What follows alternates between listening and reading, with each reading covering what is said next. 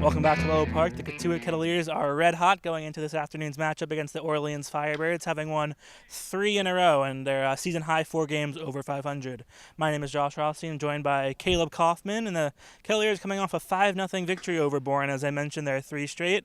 The shutout against the Braves was their second in as many games, and they've now gone 23 1/3 without giving up a run. Another 2-pitcher performance yesterday. Zachary McCambly got the start, went 5 1/3 strong, and Casey Schmidt, the ever-versatile third baseman and pitcher, came in, finished the game 3 2/3, and even withstood while he was batting, he got hit in the hand trying to bunt, but he was able to continue on and finish out the game for the Kettleers. And Coach Roberts must be happy knowing that he has, most of his staff still at use, still able to be used with the home stretch of the season coming in. Meanwhile, the Kettleers offense, they were able to get a lot of runners on base. They struggled a little bit with runners in scoring position. Adam Oviedo was able to come through with a big hit with the bases loaded, 2 outs. The Kettleers had loaded the bases with nobody out, and they were staring at another bases loaded failing situation right in the face until Adam Oviedo came up with a big hit. He was beyond base 3 times that game. As well, Casey Schmidt continued his offensive and pitching prowess. As I mentioned, on offense, he had 3 hits, so he's really becoming a big part of this Kettleer team, both in the field and at bat. Mason McWhorter also, he's really taken that first base position over. His average is up over 300. So with Nick Gonzalez returning to the top of the lineup today, the Kettleers lineup is really beginning to take shape as we head towards the playoffs. Coach, Zach McCambly, rock solid again today. What did you see out of him on the mound? Well, he's really aggressive. He's attacking the hitters. I mean, he's attacking the runners at first base and second base. I mean, he doesn't lob the ball over there. He goes after them. And, he comes out of a great program at Coastal Carolina. And I don't think he had maybe the spring that he wanted to have. But I'll have to say I've enjoyed watching him pitch. And he's not only has a great arm, he has a really sharp breaking ball, and he stays ahead of the count, and he competes like crazy. So I thought he and Cody did a really good job of communicating tonight. Good. Adam Oviedo was on base 4 times today, kind of broke out a tiny bit from his recent slump. How nice was it to see that guy kind of get back into a rhythm at the plate? Well, this is Adam's second year, and I have a lot of confidence in Adam.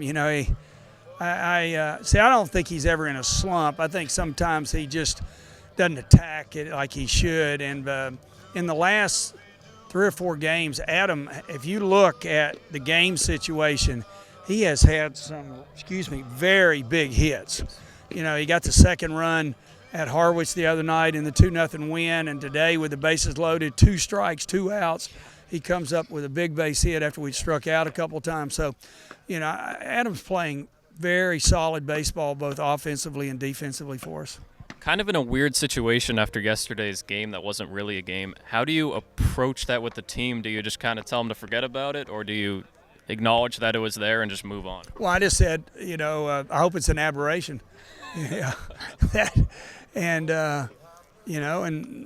Those days happen, and I think probably we'll learn from that game, not only tonight, but I think in the future. And I think Jackson Wolf, needs to learn a lot from that game in regards to when you don't have great stuff, you have to learn to finesse it. And I thought he just kept trying to ram the fastball in there when it wasn't there. So you learn from it. And are we fortunate that we get to play the game over again? Yeah, we're pretty fortunate because they beat us up pretty bad for 3 innings. Any update on Aubrey Major? He was taken out early in this one.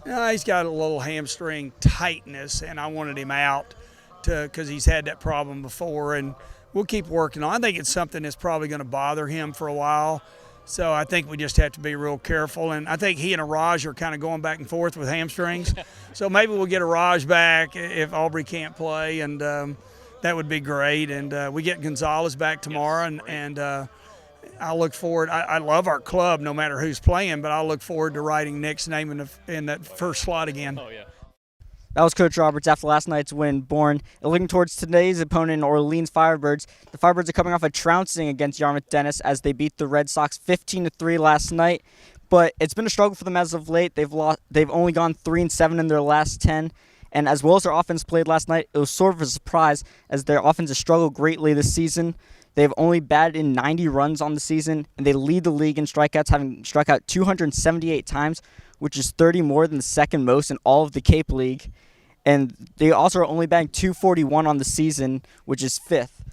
But as poorly as their offense has played this season, their pitching has more than made up for it, as they're second in the league in opponent batting average, holding teams to only 227, and they're fifth in the league with striking out 226 batters on the season, and also second best in the league with a 3.46 ERA for the team.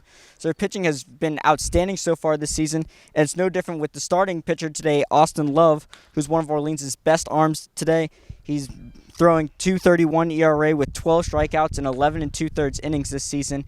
And when he played Kettleers earlier in the season at Orleans, he went 2 shutout innings with 3 strikeouts. So he's been one of the strong arms for an already strong team of pitchers this season. And it'll be interesting to see if Kettleers can stay hot with their bats. They've hit well the last few games, and if they continue their streak, get it to 4 in a row, hopefully, today. And for Kettleers in today's games, they're throwing out Farrell with a 7.07 ERA, but most of that damage came against Yarmouth Dennis, where he gave up 6 earned in that game. And in every other game this season, he's not given up more than 2 runs. So hopefully the pitching comes through for Kettleers today, the hitting comes through, and it'll be a good day for the Kettleers.